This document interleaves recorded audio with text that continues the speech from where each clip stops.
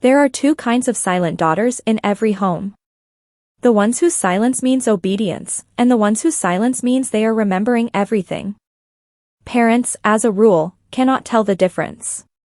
Not until a morning arrives when a folder is pushed across a table and the daughter raises her eyes and the mother understands, with sudden and terrible clarity, which kind she had actually raised.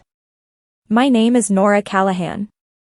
I had just turned 18, and by 9:03 the next morning, my mom was sliding a cream-colored envelope across our breakfast table like it was just another dish being served. She smiled. She said, "Sweetheart, we need to have a conversation about the inheritance." My stomach dropped. She had no idea I already knew everything. Before I bring you into that kitchen, hit like and subscribe. It means more than you realize. Drop your city and the time there in the comments. I read every single one. Let me take you back to September. 6 months before the morning my family discovered which daughter they had raised. It was a Wednesday in September, the kind where the sky turns gray by 4 in the afternoon. I was reorganizing my closet. My grandfather's old walnut box sat on the top shelf. He'd given it to me on my 17th birthday, the last time he'd handed me something in person. I hadn't touched it in months. The latch creaked when I opened it. Inside, a dried oak leaf from the yard behind the old farmhouse, a photograph of him and my grandmother at their anniversary dinner, and a sealed white envelope, thick and heavy. On the front, in his careful slanted handwriting, "Open only if something feels wrong with your mother before your 18th birthday. Call Raymond Fletcher immediately." I sat down on the edge of my bed. I didn't open it. Not yet. I held it. I turned it over. I stared at his handwriting until my eyes blurred. Grandpa had been gone almost 2 years. And he had known. He had known enough to place a warning inside a wooden box and hope I would find it in time. Downstairs, I heard paper. The slow, deliberate sound of documents being folded and stacked. My mom's voice, low. Robert's voice, lower.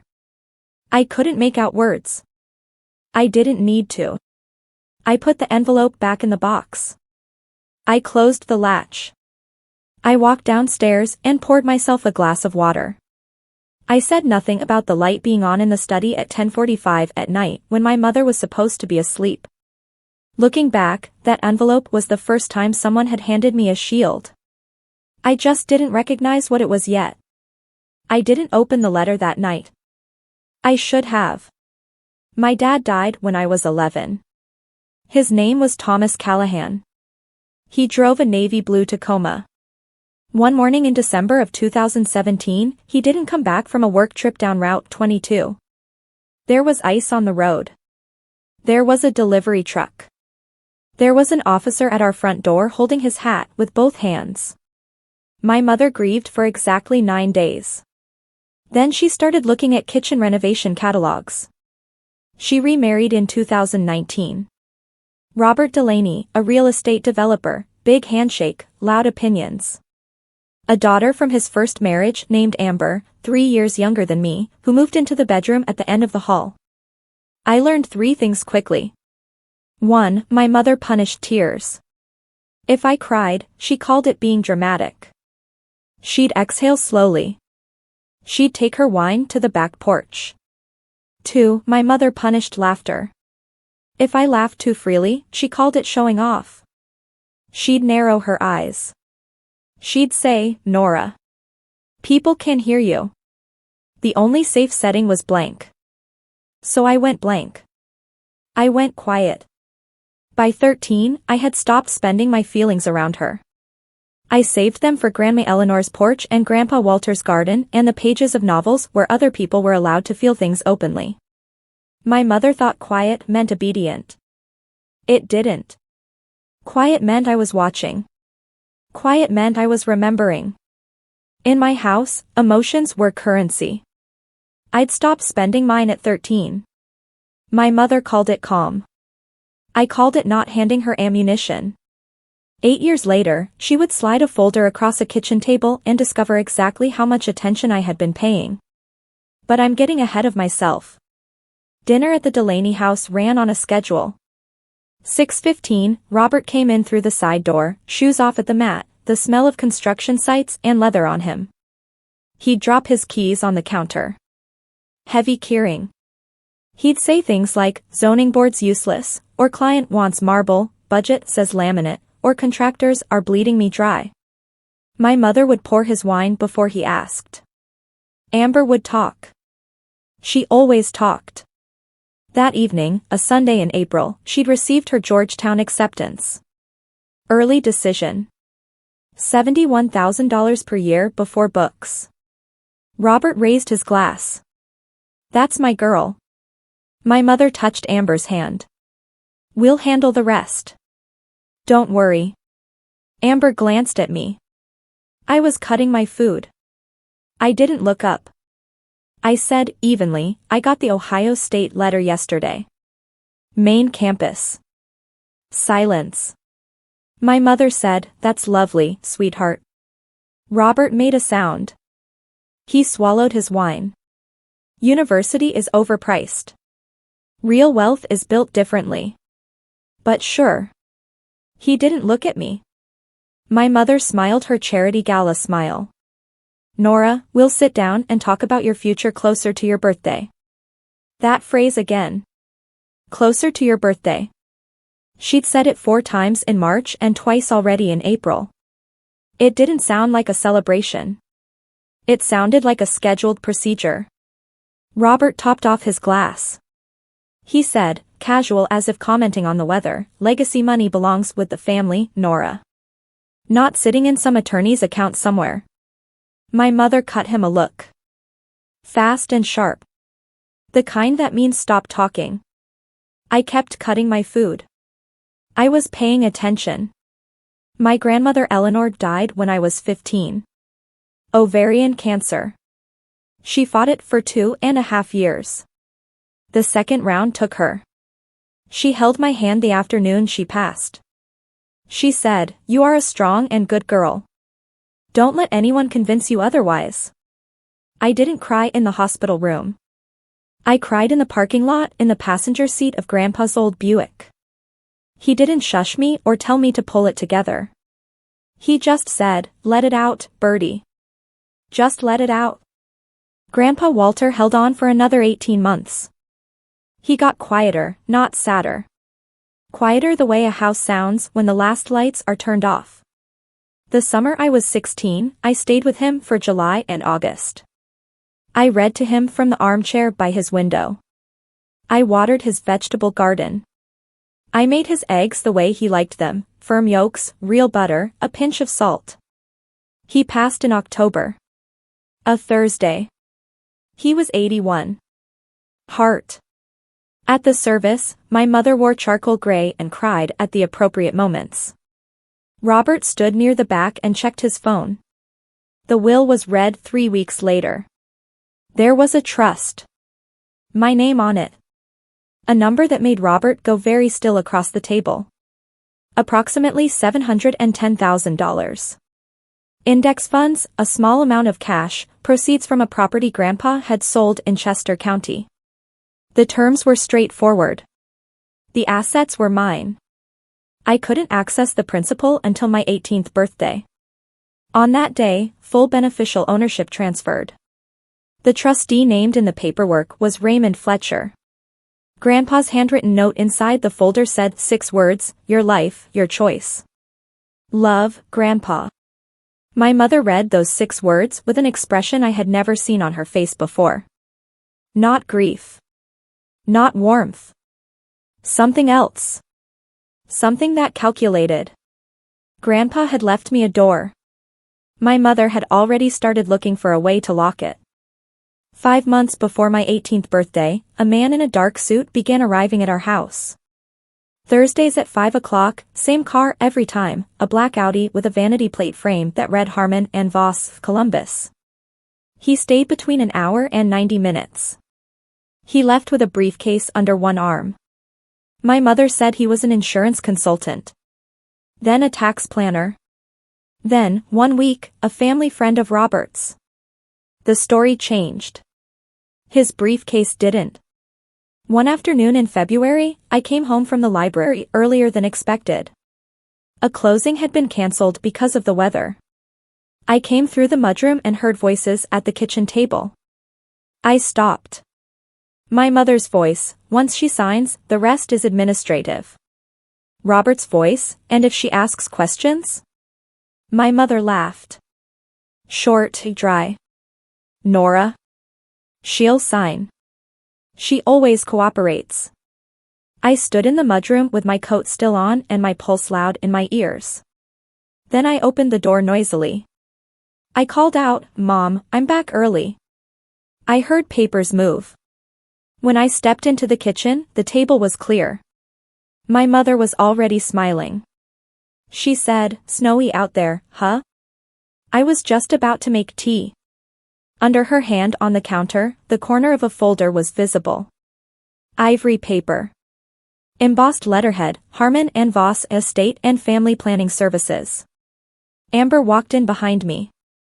She said, "Is that about Nora's money?" My mother's smile stayed perfectly in place. Robert said, "Amber, go upstairs." Amber went upstairs. My mother handed me a mug of tea. She said, "You're such a steady girl, Nora." I said, "Thanks, Mom." I went to my room. That was the moment I stopped being the daughter who didn't know. I just didn't announce that I'd crossed over. I opened the envelope on a Saturday.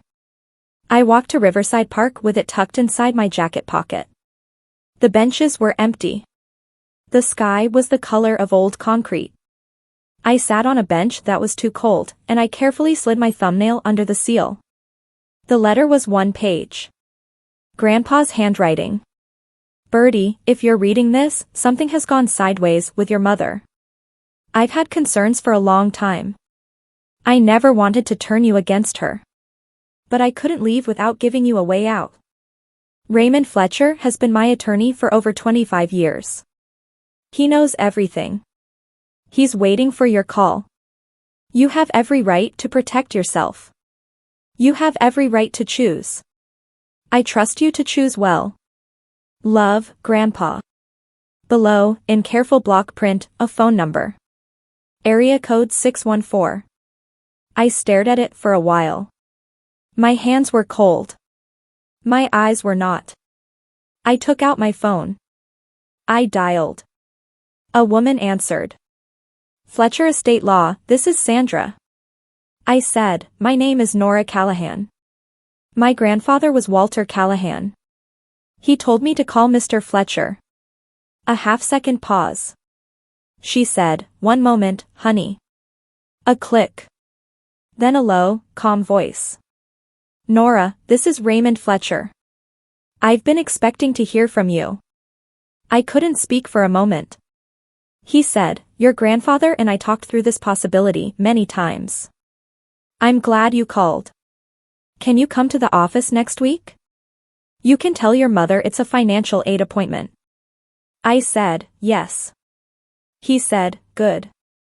And Nora, don't change a single thing at home. Not your expression, not your schedule, not one word." For the first time in a long time, someone believed I could handle the truth. Fletcher's office was on the third floor of a brick building on High Street downtown. A brass lamp on his desk. Shelves lined with Ohio statute volumes. A potted succulent that looked like it had been forgotten about. He stood when I walked in. Maybe 60. Silver hair, steady handshake, a suit that had been fitted carefully if not recently. He said, "Sit, please. Water or coffee?" I said, "Water." He walked me through everything slowly. He wrote terms on a legal pad so I could follow along. Trust. Beneficial interest. Fiduciary duty. Spendthrift clause. Irrevocable. He said, "At midnight on your 18th birthday, Nora, the assets your grandfather placed in trust are legally yours. You have 3 options.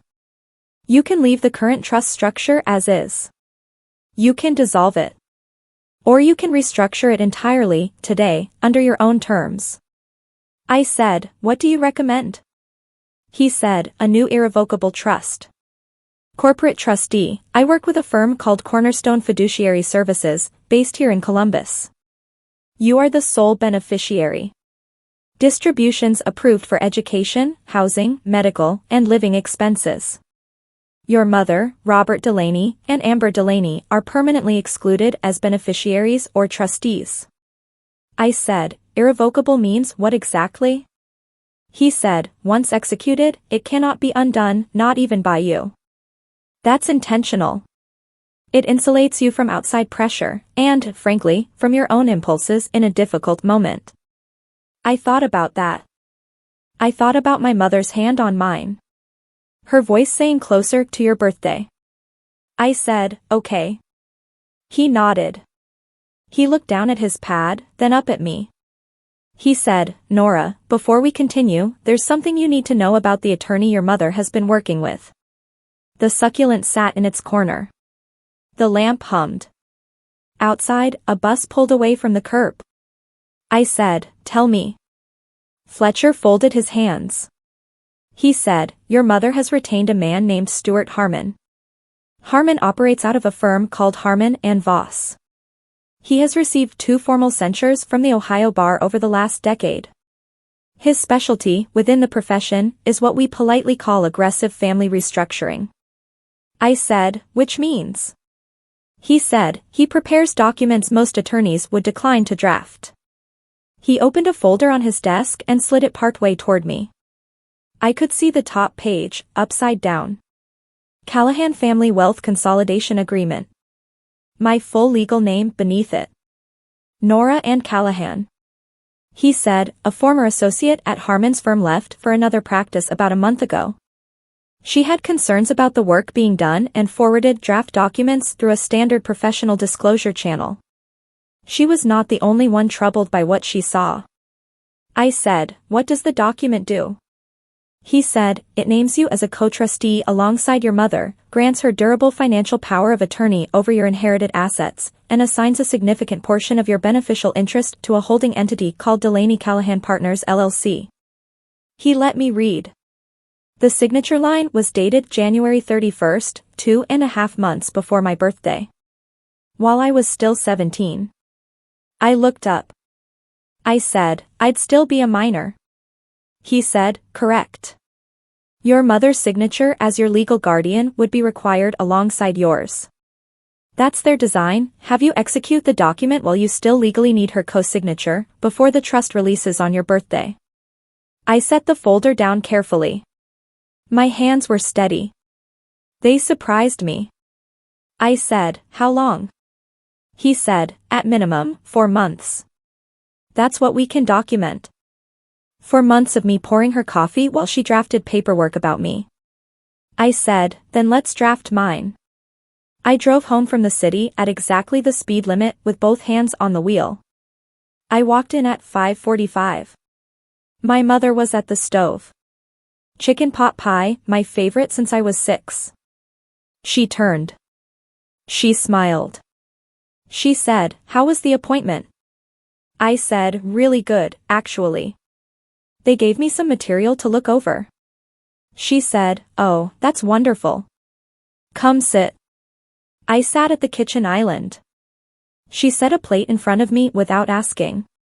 2 servings. A sprig of parsley. Her dinner party presentation. She said, Nora, I've been thinking about your birthday. I kept my face neutral. I said, yeah. She said, we should do something small. Just family. A special breakfast, crepes, your favorite. I said, that sounds really nice, Mom.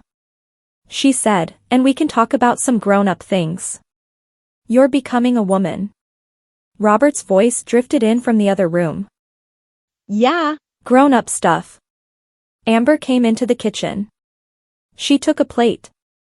She said, what grown-up stuff? My mother said brightly, nothing, honey. Just family planning. Amber rolled her eyes. Sounds boring. My mother said, it will be quick. I took a bite of pot pie. It tasted the way it always had. Butter, thyme, pepper. My whole childhood on a fork. I said, crepes sound perfect, Mom. I even smiled. Fletcher had told me, don't change a thing. Not your face, not your schedule, not a single word. I didn't. I was the quiet daughter she believed I was. I simply happened to also be the daughter with an attorney. We met twice more before my birthday. Always with a cover story, a campus tour, a scholarship appointment, a study group. Fletcher was patient. He had a way of explaining money that made it feel mechanical rather than emotional. Just systems and safeguards. We named the trust together. He said, most people name trusts after themselves. What would you like to call this one? I said, the Eleanor Trust. He wrote it down without asking why. We built it carefully. Corporate trustee, Cornerstone Fiduciary Services, a Columbus firm with a clean 30-year history. Sole beneficiary, Nora Ann Callahan and her direct biological descendants, if any, in perpetuity. Permanently excluded from beneficiary or trustee status, Sandra Callahan Delaney, Robert Delaney, Amber Delaney, and any entity in which any of the three held ownership interest. Approved distributions, tuition, reasonable housing, medical expenses, emergency living costs, with discretionary disbursements subject to trustee review. Spendthrift clause, no creditor could attach the assets, no one could pressure me into a lump sum withdrawal on anyone else's behalf. Irrevocable. No amendment. No reversal. No exit. Fletcher said, you understand this protects you from them. It also protects you from yourself. 5 years from now, if your mother finds the right moment and the right words, you cannot undo this. That's the entire point. I said, I understand. He said, good. Most people your age don't. I practiced my signature twice in pencil.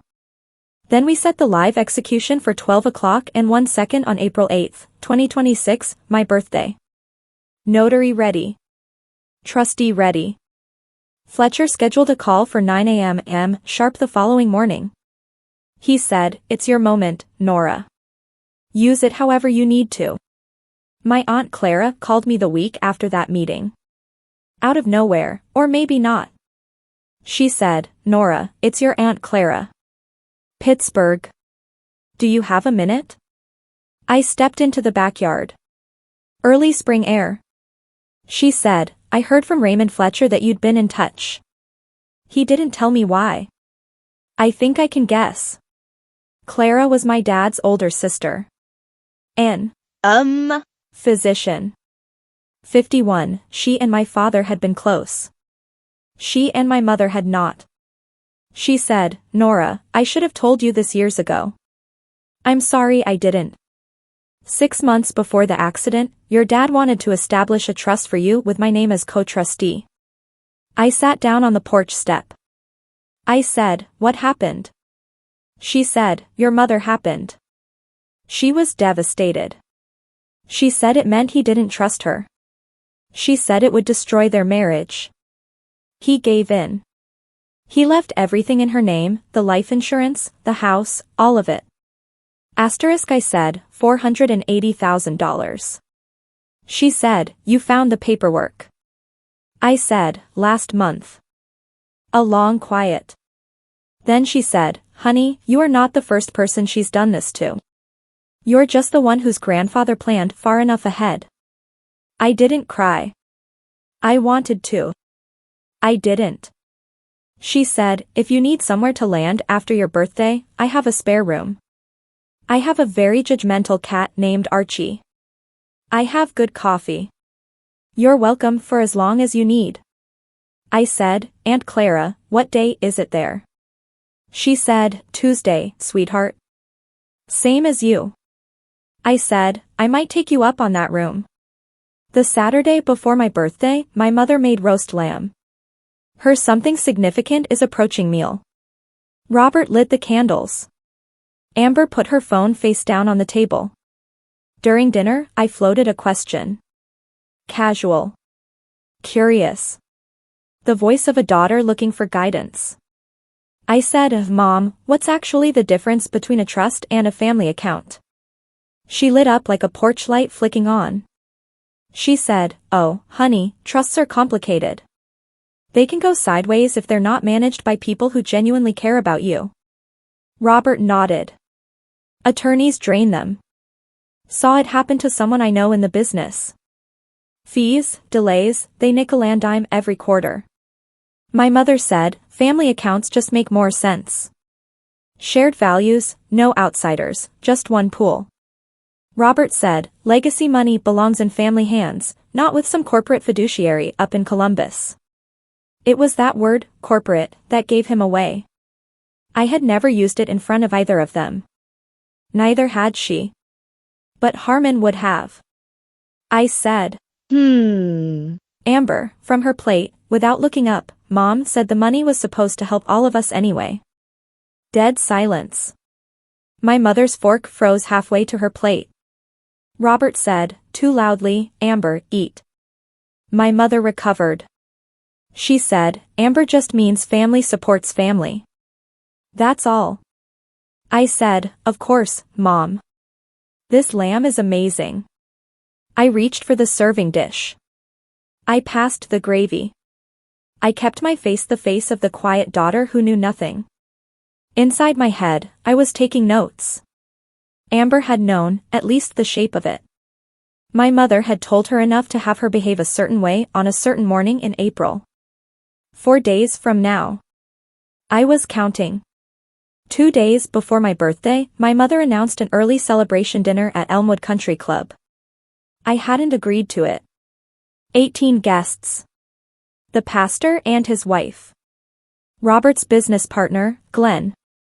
2 neighbors. My mother's book club co-chair, Patricia. Amber in a blush pink dress.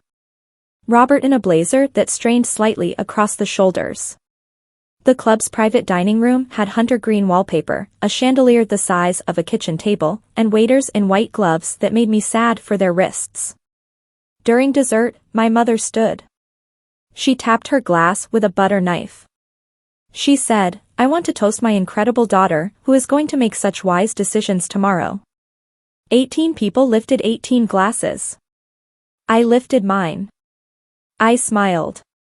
I said, "Thank you, Mom." Robert caught my eye from across the table. He tipped his glass toward me. He mouthed, "Big day."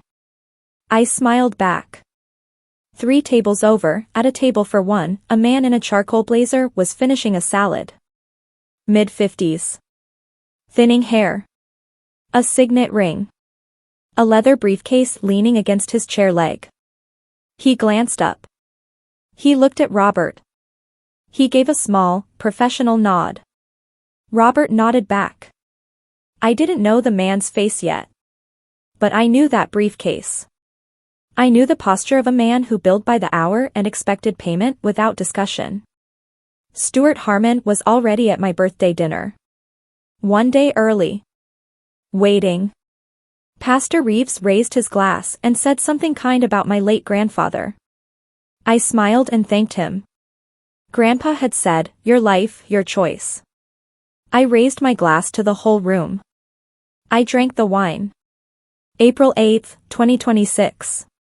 11:47 p.m. My bedroom door was locked. My laptop was open. 3 sharpened pencils on my desk that I hadn't needed. I was wearing pajamas, gray top, plaid pants, slippers. I wanted my signature to come from the version of me who had slept in this house every night. At 11:52, Fletcher joined the video call. Silver hair, dark tie, the brass lamp glowing behind him. At 11:54, a woman from Cornerstone Fiduciary Services joined. Her name was Amara Singh. She said, "Happy almost birthday, Ms. Callahan." At 11:56, the online notary joined. Commissioned in Ohio. Camera on. Identity verified. 11:59, Fletcher said, "Ready, Nora?" I said, "Yes." 11 hours 59 minutes and 40 seconds, 11 hours 59 minutes and 55 seconds. The cursor blinked in the signature field. 12 hours and 1 second, I typed my full legal name. Nora Ann Callahan. Each letter deliberate. The notary confirmed. Amara confirmed. Fletcher tracked the screen. At 12:02, the system prompted for transfer authorization. I clicked approve. Two-factor authentication completed.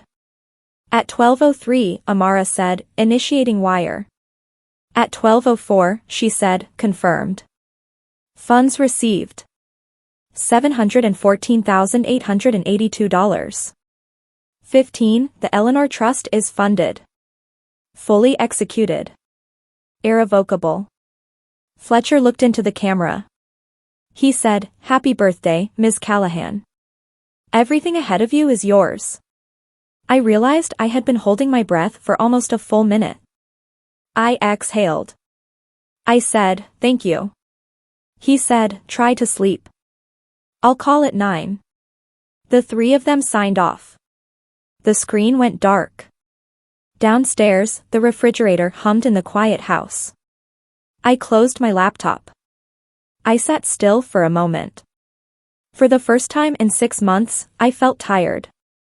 I lay down. I slept. Let me pause here for a second.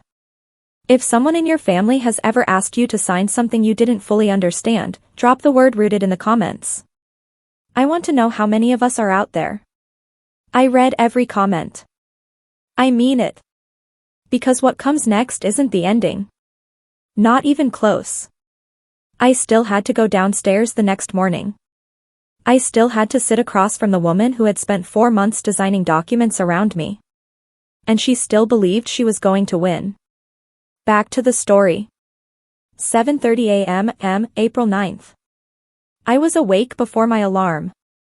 I showered for 6 minutes. I dried my hair halfway. I put on a caramel-colored cardigan. Dark jeans. My grandmother's pearl stud earrings. No makeup. I stood in front of my mirror. I said out loud, quiet daughter. I looked like her. I went downstairs at 7:50. The kitchen smelled like crepes. My mother was at the stove in a dusty rose robe, her hair pinned back the way she wore it for Sunday brunch. She turned. She beamed. She said, there's my birthday girl. Happy 18th, sweetheart. She wrapped me in a hug that lasted 3 seconds longer than her hugs usually did. She smelled like her perfume and warm butter. Robert was at the table in a polo. Amber was still in pajamas, her phone propped against the juice glass. A cream-colored folder sat on the table to the right of my mother's placemat. Not concealed. Not even slightly. My mother said, sit, sit. Robert, light the candles. Robert pulled a lighter from his pocket. He lit 3 thin birthday candles on a small stack of crepes. My mother said, make a wish, Nora. I leaned forward. I thought, I wish for Grandpa to know. I blew the candles out. My mother clapped. Amber said, happy birthday, Nora. Robert said, 18. Time flies. I said, these smell incredible, Mom. I picked up my fork. I cut into the top crepe. The folder caught the light from the window. Its edge lined up precisely with my mother's coffee mug. I had rehearsed this morning in my head perhaps 50 times. None of those rehearsals had prepared me for how ordinary it would feel. She let me eat exactly 2 bites. Then she folded her hands on the table and used her warmest voice. The fundraiser committee voice. She said, honey, now that you're officially 18, there's something we need to address. Grandpa's money. I set my fork down. I said, okay. She slid the folder across the table. It moved about 4 inches. It came to rest against my plate. She said, it's nothing complicated. Just some family paperwork an attorney put together to help us all be smart and organized. Robert said, just structure. Nothing dramatic. I said, may I look? My mother said, of course, sweetheart. Take all the time you need. I opened the folder. The cover page read, Callahan Family Wealth Consolidation Agreement. Nora and Callahan, Principal. Beneath it, in smaller print, Sandra Callahan Delaney, successor co-trustee. Robert J. Delaney, attorney-in-fact. My full legal name appeared in 3 separate places. A signature line with my name printed below it. A second line for my mother's signature as parent or legal guardian, which would only be needed if I were still a minor. I turned past the cover. Page 2, Durable Financial Power of Attorney granted to Sandra Callahan Delaney. Page 5, Assignment of Partial Beneficial Interest to Delaney Callahan Partners LLC. Page 7, Co-trusteeship Designation. Page 9, Acknowledgement of Family Financial Priorities, including educational support for Amber Marie Delaney at Georgetown University. My blood went cold. I kept my face even. I turned to the footer on page 1. Generated November 22, 2025. Harmon and Voss Document V4. 1, 4.5 months. 4 versions. My mother said, still smiling, it's simpler than it looks. Just a few signatures and we can enjoy the rest of your birthday. I said, I'd like to read it first. I read every page. Not skimming. Reading. I turned each sheet with both hands.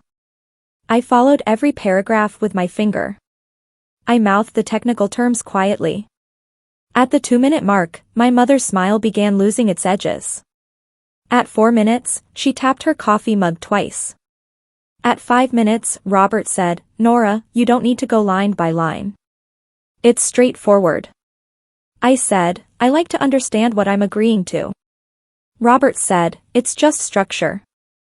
Our attorney is on standby to notarize this morning. I said, Robert, you just said our attorney. He said, what? I said, a minute ago you said the attorney. Now it's our attorney. Silence. Amber's phone was still face down. She hadn't touched it. I turned to page 5. I pointed to the paragraph. I said, Mom, this section says partial beneficial interest is transferred to Delaney Callahan Partners LLC. What is that? My mother blinked. She said, oh, just a family entity for tax efficiency. It's really not a significant thing. I said, when was it formed? She said, I don't remember the exact date. Robert cut in. Nora, stop. Sign the flagged pages. Finish your breakfast. I looked at him steadily. I said, Robert, how long have you known Stuart Harmon? The name landed in the kitchen. Robert's jaw moved slightly. Just slightly. But I saw it. My mother said, too quickly, sweetheart, we haven't mentioned anyone's name yet. I said, I know. That's exactly what I'm noting. Amber looked up. Wide-eyed. Finally. Robert said, Nora, I said, one more moment. I want to check the footer on the last page. I turned to page 12. The footer read, generated November 22, 2025. Harmon and Voss Document V4. 1, 4.5 months. 4 revisions. I closed the folder quietly. I said, Mom, this document was generated over 4 months ago. She said, attorneys keep templates, honey. I said, templates don't contain a person's middle name. I flipped back to the cover. I pointed. Nora and Callahan. I said, this is mine. This is specifically mine. 4 months ago. My mother's mouth opened. Closed. Opened again. She said, we've been planning for your future for months. That's what good parents do. That's all this is. Robert said, Nora, sign the pages. His voice had shed all its warmth. I said, Robert, your attorney's letterhead is on the footer of every page. Harmon and Voss. I walked past your attorney at the country club dinner Tuesday night. Charcoal blazer. Table for 1. Briefcase. Amber inhaled sharply. Robert said, don't get clever, Nora. I said, I'm not being clever. I'm reading. My mother tried again. Softer. The wounded version.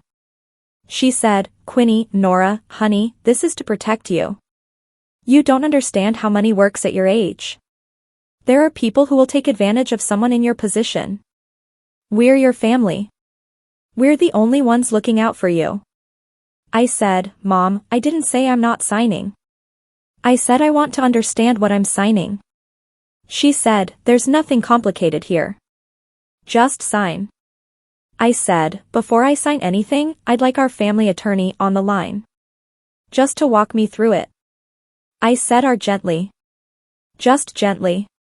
That was the word that changed her face. Her smile locked. Her eyes moved, a fast, involuntary flicker of something close to fear.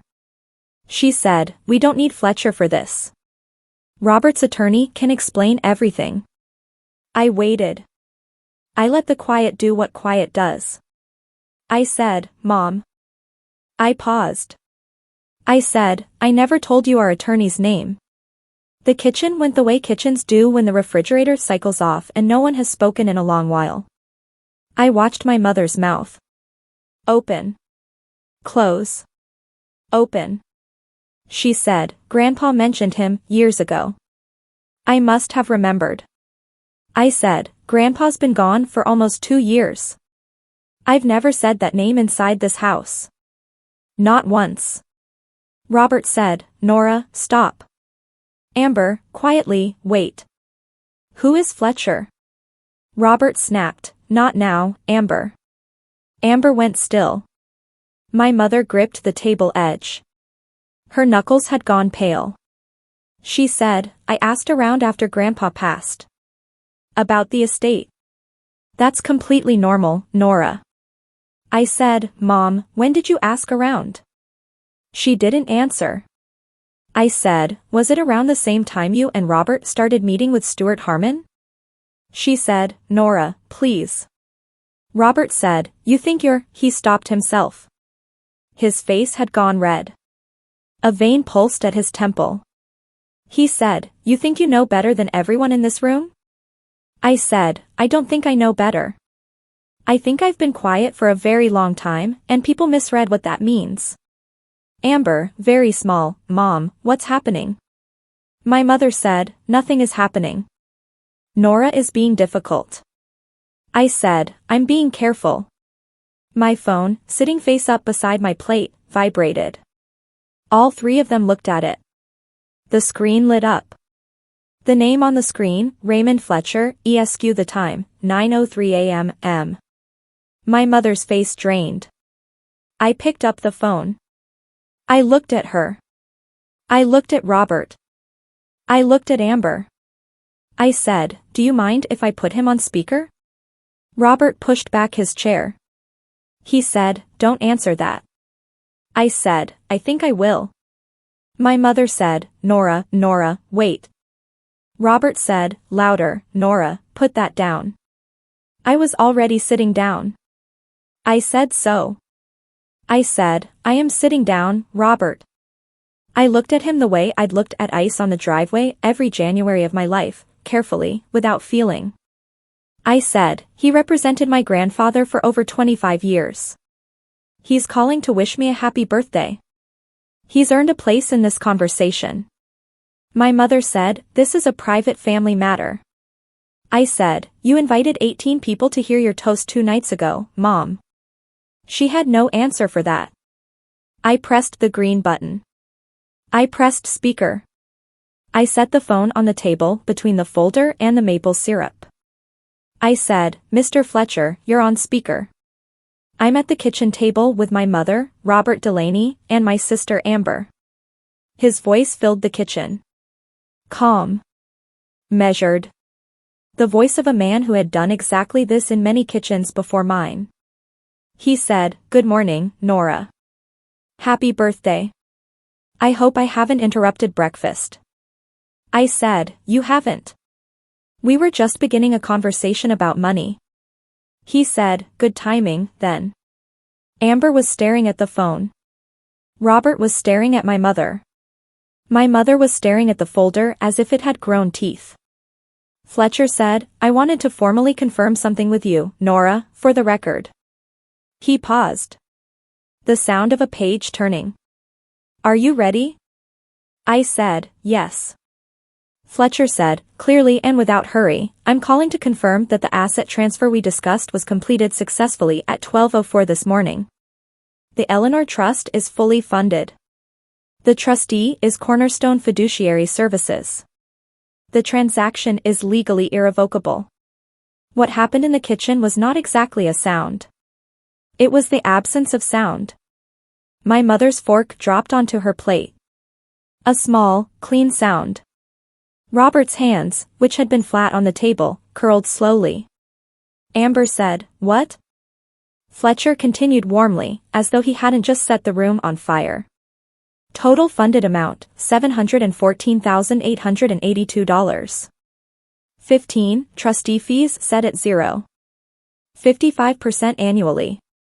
Your first distribution request for fall tuition at Ohio State is pre-approved. Everything is in order. Robert said, what trust? His voice came out scraped. Fletcher said, the Eleanor Trust, Mr. Delaney. Named, I believe, for Nora's late grandmother. Established last night at midnight. My mother said, very quietly, Nora. You didn't. I said, Mom. I did. Amber said, what does that mean exactly? Fletcher said, it means, Amber, that the assets Nora's grandparents left to her are now held by a licensed corporate fiduciary. They can only be used for Nora's benefit. They cannot be accessed by any other person. Ever. Robert stood halfway up. He said, This is Fletcher said pleasantly, Mr. Delaney, I'd encourage you to be mindful of what's said on an open line. Robert didn't finish the sentence. He also didn't sit back down. I watched my mother's face move through 4 expressions in 3 seconds. Disbelief. Calculation. Fear. And then, slowly, the expression I had been waiting 18 years to see. The expression that said she understood she had lost. Fletcher said, still in the same unhurried tone, there's one additional matter I'd like to raise while we're all present. I said, go ahead. He said, approximately 4.5 months ago, my office received forwarded copies of draft documents originating from Harmon and Voss. A former associate at that firm, who had concerns about the content, forwarded them through the appropriate professional disclosure channel. She was not the only person at that office with concerns. My mother said, that material is protected.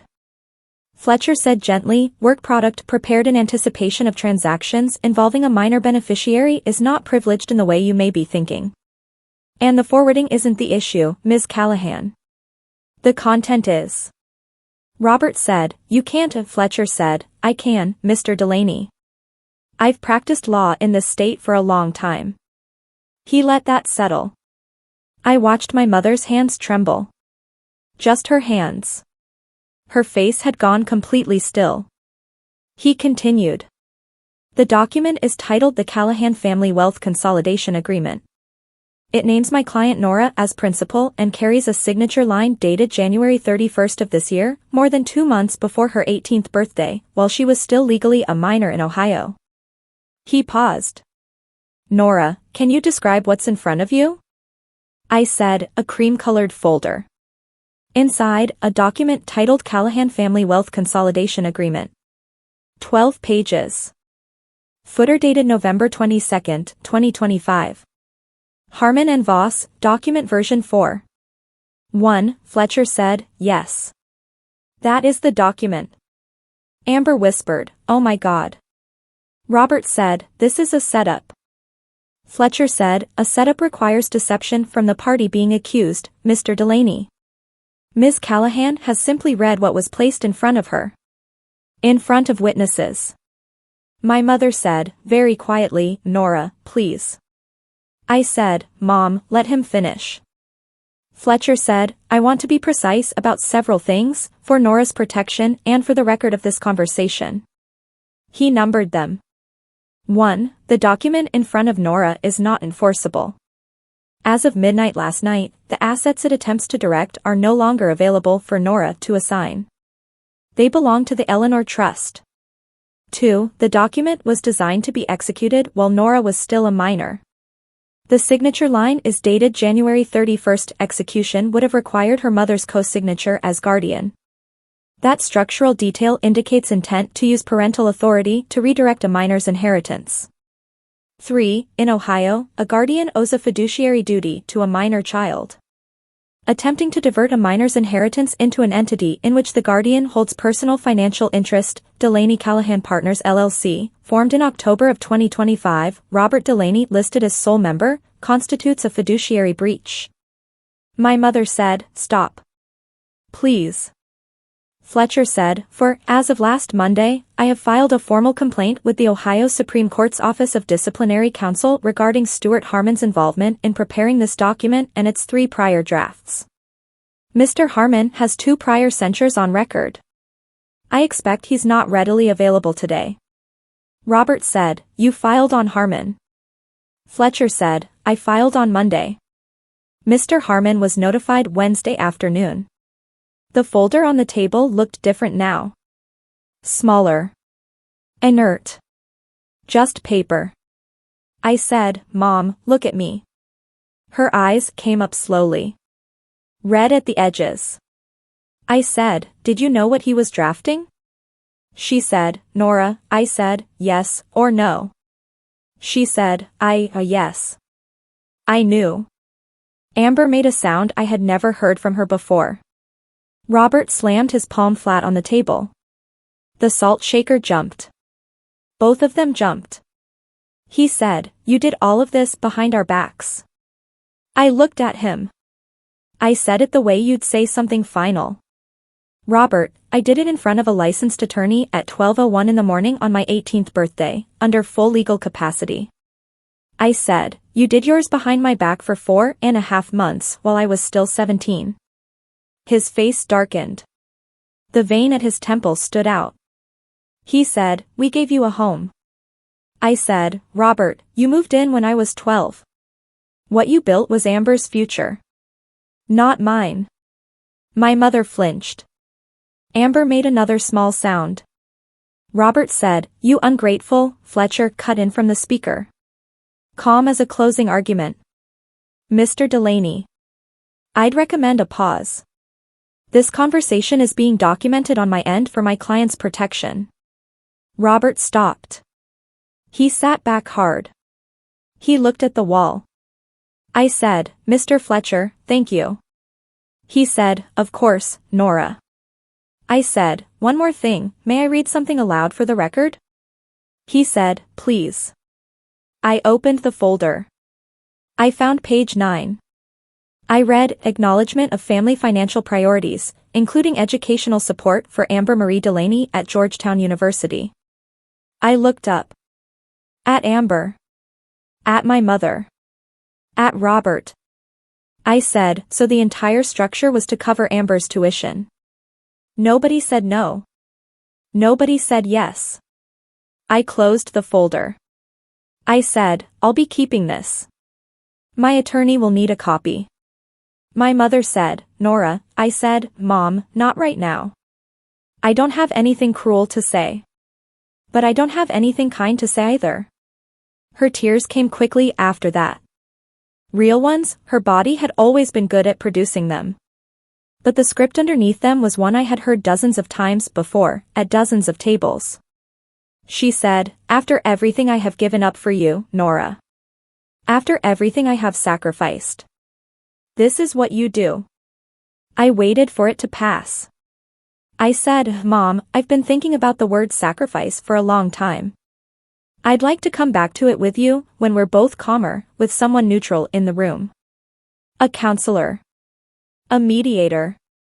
She said, I don't need a stranger to mediate my own relationship with my daughter. I said, I think we've needed one for a long time. She cried harder. Robert put a hand on her shoulder. For appearance. He didn't look at her. Fletcher, still on speaker, said, Nora, your Aunt Clara is parked at the end of your driveway. She called me about 10 minutes ago. You're free to leave whenever you're ready. I stood up. I took the folder. I took my phone. I said, "Thank you for breakfast, Mom." I walked to the front closet. I put on my jacket. I stepped into my shoes. I walked down the hallway past the framed photos on the wall. At the front door, I paused. I turned. Amber was watching me. Only her. My mother had her face in her hands. Robert was staring at his coffee.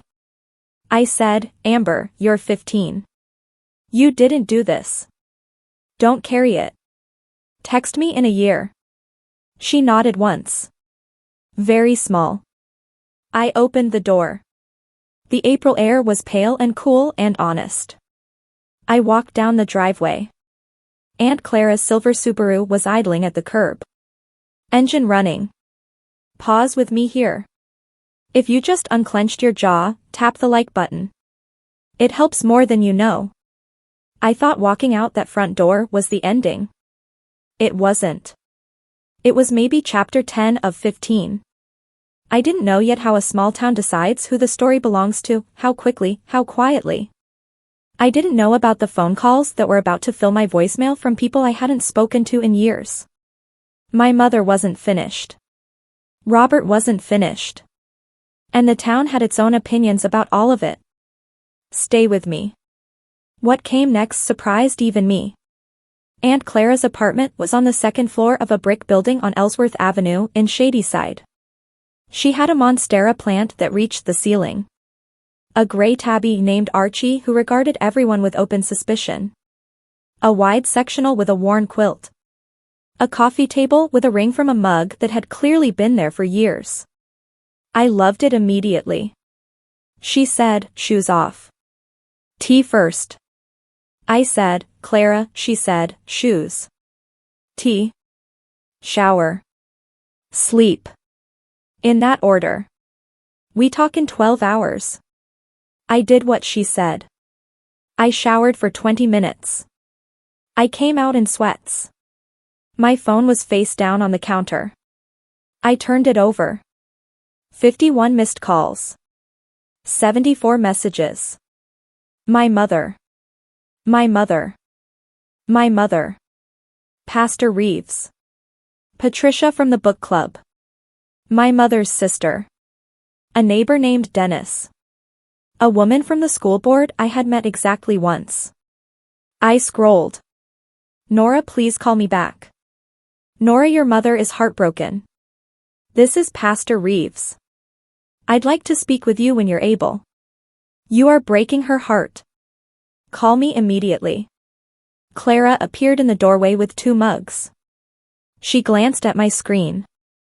She said, "Block them." I said, "All of them?" She said, "All of them. Raymond will tell you which ones to open back up later. Tonight, your only job is to rest." I said, "She'll tell everyone I abandoned her."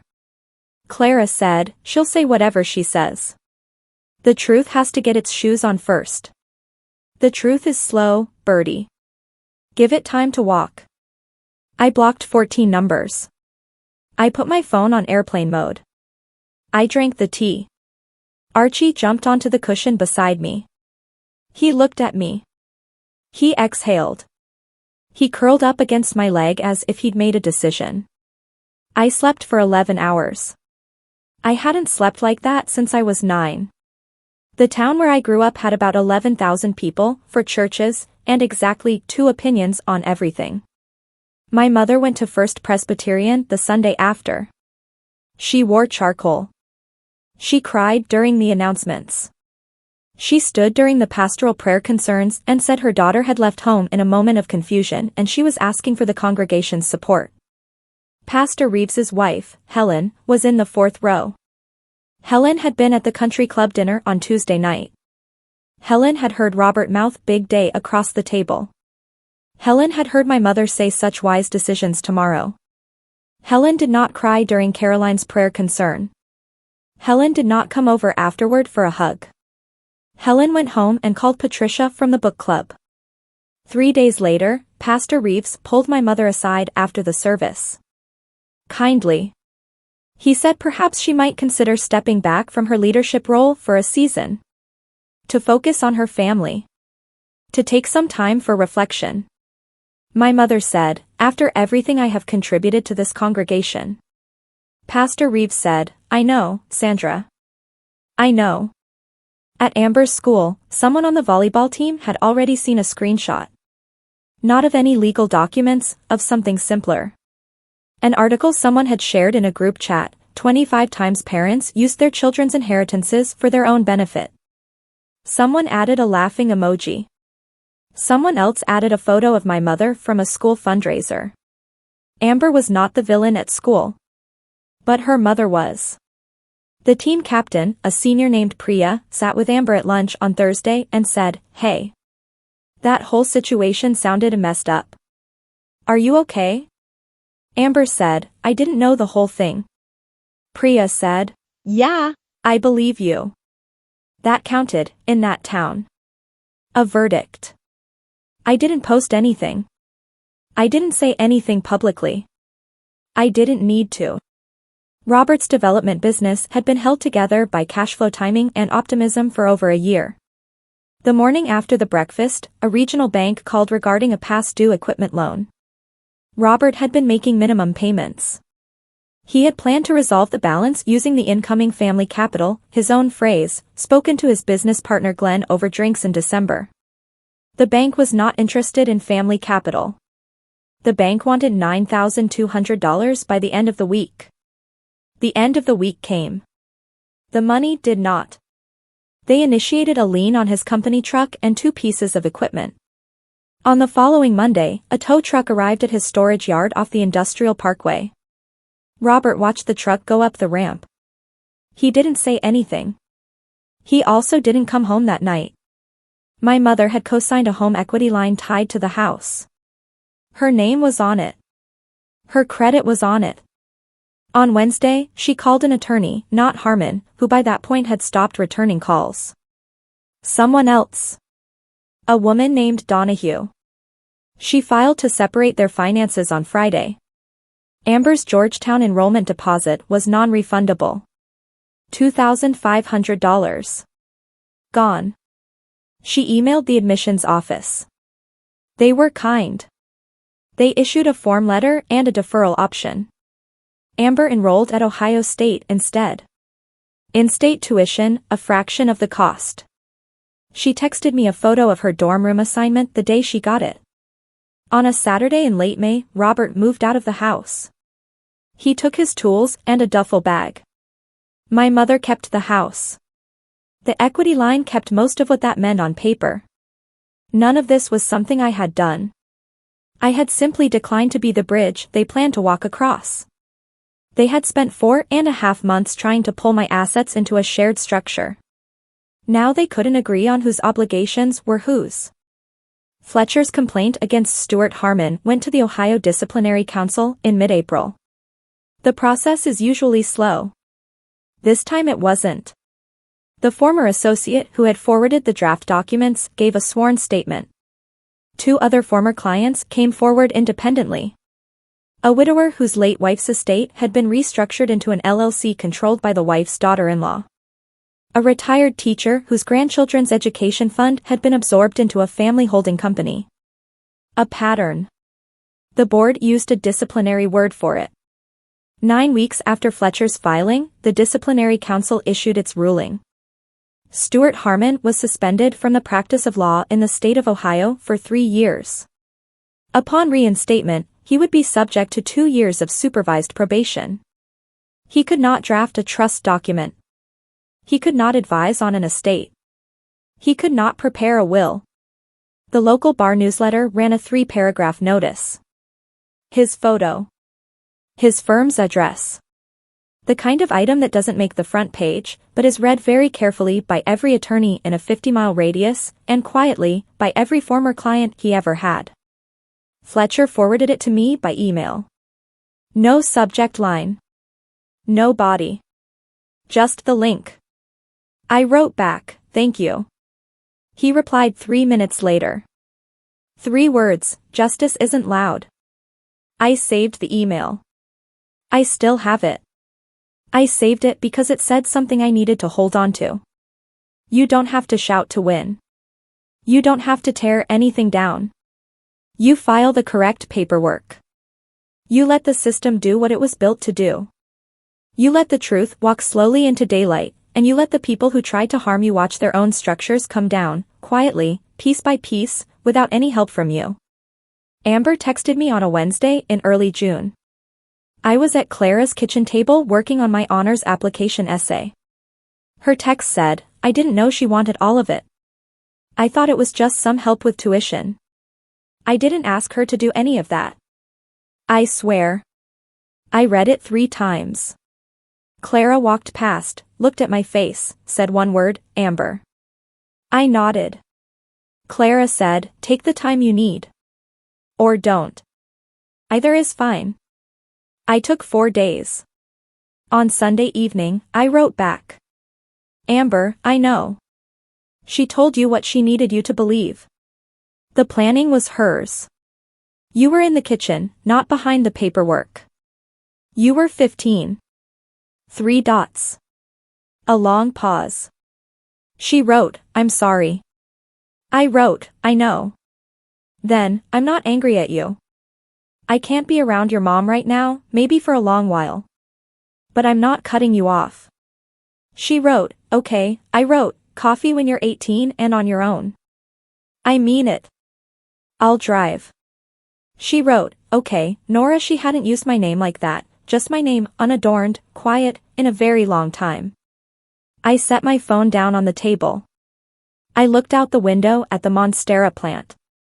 Clara came into the kitchen. She sat across from me.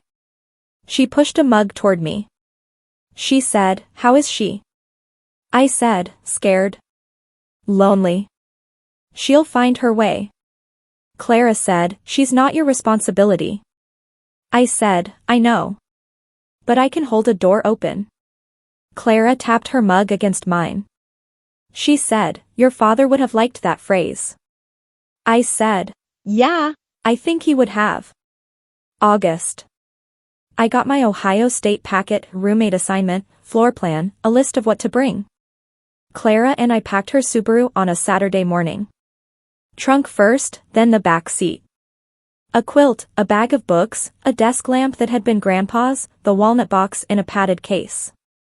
The letter was in the glove compartment. Folded soft from handling. Clara drove 3 hours. We listened to Carole King. We stopped at a roadside diner for grilled cheese and tomato soup. Columbus was warm and green and loud with students. My roommate was named Destiny. From Cleveland. A pre-med student with an enormous laugh and sunflower curtains. She hugged me within 90 seconds of meeting me. She said, you're going to love this building. Our RA orders pizza every other Friday. I said, I'm Nora. I'm from outside Columbus originally. She said, I'm Destiny. My mom and I don't really talk either. Welcome to the club. I laughed. Actually laughed. Loud. Clara caught my eye from across the room and smiled. We unpacked. We made the bed. We hung Grandpa's lamp on the desk. Clara took me to dinner at a small Italian place nearby. She paid. She said, technically the Eleanor Trust is paying, but I want the receipt. I said, Clara. She said, Nora. You didn't cost me a thing. You gave me back someone who has your dad's exact same expression when something is funny. I'm the one who owes you. I cried a little. Just a little. Then I ate my pasta. When she dropped me back at the dorm, she put her hand on my cheek. She said, he would be so proud of you. He told me he would be, the last time we really talked. She drove away. I didn't watch her go. I looked forward. September was full and fast. I took an Intro to Legal Studies course and a Philosophy of Ethics class and a Statistics course I would quietly withdraw from in week 5. Destiny and I figured out a coffee schedule, a laundry schedule, which dining hall had the better hot food after 7 p.m. I joined the Pre-Law Society. I sat at a long table with 8 other freshmen who all spoke too quickly about judicial clerkships and moot court competitions. I didn't speak quickly. I listened. 3 of them became real friends. My mother didn't reach out for the first 6 weeks. The first message came on October 19th. It said, "Are you safe?" No punctuation. No question mark. I read it twice. I didn't reply. A second message came 2 weeks after that, "I miss you." I didn't reply to that one either. Clara called every Sunday. We talked about Archie the cat, about her hospital rotation, about what I was reading, about what I was learning that my family had never taught me. One Sunday in November, Clara said, "How's your heart, Bertie?" I said, "Quiet." She said, "Good quiet or bad quiet?" I thought about it for a moment. I said, "Good quiet." The kind I didn't know was possible. She said, "That's what peace feels like." I said the word to myself after we hung up. Peace. I had spent my entire childhood being quiet because feeling things was expensive, because sound was dangerous, because laughing too freely was an invoice my mother would eventually call in. In my dorm room, with Destiny humming to music in the bathroom and the first real snow of the season tapping the window, I understood for the first time that quiet could simply mean quiet. No threat behind it. No penalty waiting. Just the sound of a life I was finally allowed to live. April 8, 2027. University Library, 5th floor. The window seat I liked best, near the old radiator, overlooking the quad through a light dusting of late-season snow. I had an economics exam in the morning. I had closed my textbook. I had closed my notes. At 11:58 p.m., I opened my laptop.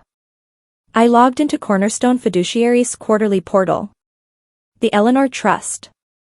Statement, January 1st to April 8, 2027. Total value, $762,304. 17 year-over-year growth, 6%. Distributions issued, fall and spring tuition, housing, textbooks, winter essentials. Next scheduled distribution, fall tuition, August. I scrolled to the footer of the statement. In small italics, Walter and Eleanor Callahan, originators of Corpus. I placed my fingertips on the screen briefly, over their names.